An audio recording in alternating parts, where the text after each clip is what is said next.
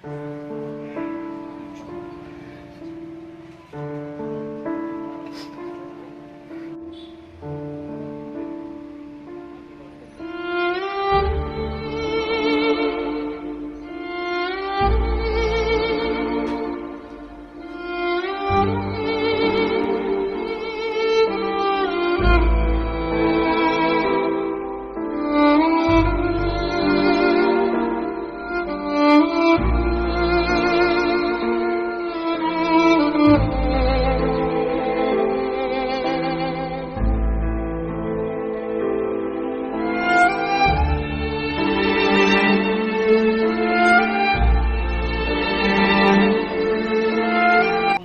কেউ আছে তাই স্টার মেকার করতো। স্টার মেকারে তার এক বান্ধবী ছিল আলকা, তাই দিল্লি থাকে। আর অনেকজনের সঙ্গেই মোটামুটি টুকটাক টুকটাক রুমে বসে কথা হইতো তার উপরে।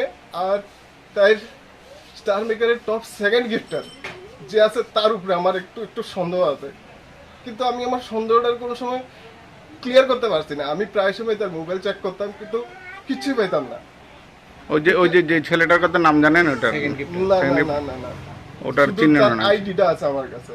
আচ্ছা, তো আপনার সন্দেহ যদি ওই ছেলের সাথে যদি কোনো সম্পর্কতা বা ওই ছেলের সাথে কোনো প্রলোভন দিয়ে যদি নিয়ে যায়, এরকম কিছু ভাবতেছেন?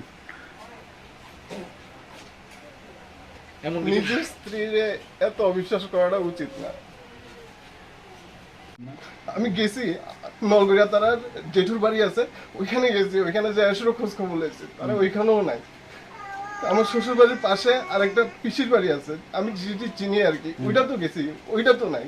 না তারা কি করে না, শ্বশুরবাড়ির লোকেরা কি করে? শ্বশুরবাড়ির লোকেরা তারা জানে না, তারা সঙ্গে কোনো যোগাযোগ নেই, তারা কোনো ফোন করছে না। আপনার ছেলের বয়স? মিসিং হয়েছে। আপনার ছেলের বয়স? আমার ছেলের বয়স 6 বছর রানিং। নাম? স্নেহাংশু দাস। আপনি কারোর উপরে সন্দেহ, এমন কারোর সাথে যদি যেতে পারে এমন কারোর উপরে সন্দেহ?